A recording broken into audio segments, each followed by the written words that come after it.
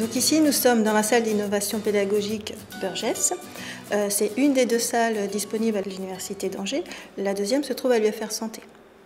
Donc la salle Burgess, vous la trouverez donc à la bibliothèque de Belleveille.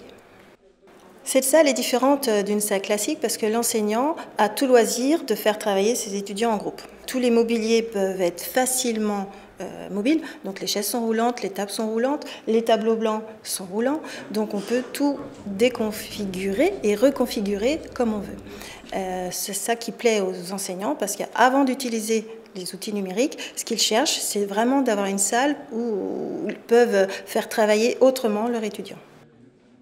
Les étudiants peuvent se connecter sur, on appelle ça des îlots de couleurs. Ils se connectent facilement grâce au Wi-Fi installé dans la salle. Ils se connectent donc sur les écrans avec lesquels les étudiants vont pouvoir faire par exemple du travail collaboratif sur un outil en ligne, partager des documents, regarder des vidéos, pourquoi pas, etc. C'est très interactif déjà, c'est très pratique justement pour les travaux en groupe, en sous-groupe, ce qui nous permet de pouvoir visualiser ce qu'on construit en même temps, de pouvoir partager, de pouvoir confronter deux travaux côte à côte aussi sur le même écran. Puis là, la salle est agréable aussi en termes de sonorisation, parce que pour pouvoir travailler en sous-groupe, on n'est pas gêné par l'expression des autres groupes, on peut parler aussi facilement sans chuchoter, et donc voilà, c'est un espace agréable. Ils peuvent partager jusqu'à 4 leur travail sur un écran.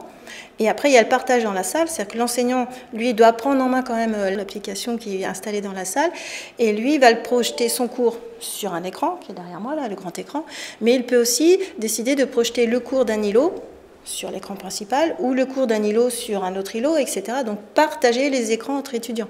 Et du coup, l'activité pédagogique prend une autre ampleur. Juste naviguer entre les écrans, c'est assez facile. La tablette est bien faite. Il y a des repères de couleurs, donc c'est assez facile à prendre en main. Et on a réalisé un petit tuto très explicite, donc il n'y a pas de souci. Ça fait quand même plusieurs années que les ingénieurs pédagogiques qui se sont maintenant regroupés autour du LabUA accompagnent les enseignants dans les innovations pédagogiques. Bon, il y a eu Moodle et après il y a eu d'autres outils.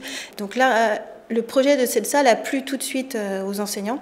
C'est arrivé en même temps que la construction du LabUA et donc on a associé les enseignants au cahier des charges, à travailler ensemble et vraiment on a eu des retours super positifs et l'utilisation ne fait que augmenter, quoi.